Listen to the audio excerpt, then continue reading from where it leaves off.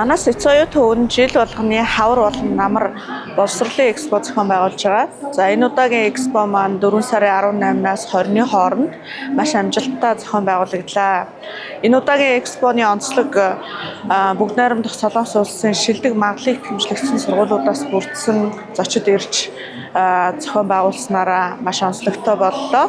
За энд манай Корея их сургуулиас ахгуулаад Чунган их сургууль, Соншин охтын сургууль, за мөн Соммон их сургууль, Сөүл Шинаг их сургууль гэх мэт сургуулиуд оролцож маш олон оюутныг бүртгэж тэдэнд олон төрлийн тэтгэлэг өгсөн сайхан арга хэмжээ болж өндөрлөлөө. За энэ арга хэмжээний хамгийн том онцлог бол бүгд найрамдах Солонгос улсын их сургуулиудын гадаад харилцааны албаныхан ирсэн дээр манай оюутнууд ямар мэргэжлэр сурч байгаа, тэр мэргэжлэрээ ямар тэтгэлэг авч болдгийг гэх мэт одоо асуултуудаа сургуулийнхаа одоо эсэлтийн албанаас шууд асууж одоо хоёр талыг ойртуулсан ийм арга хэмжээ болж өндөрснөөр их онцлогтой юм аа. За тэгээ дараагийн манай ивент арга хэмжээнүүд дээр уулзцаая.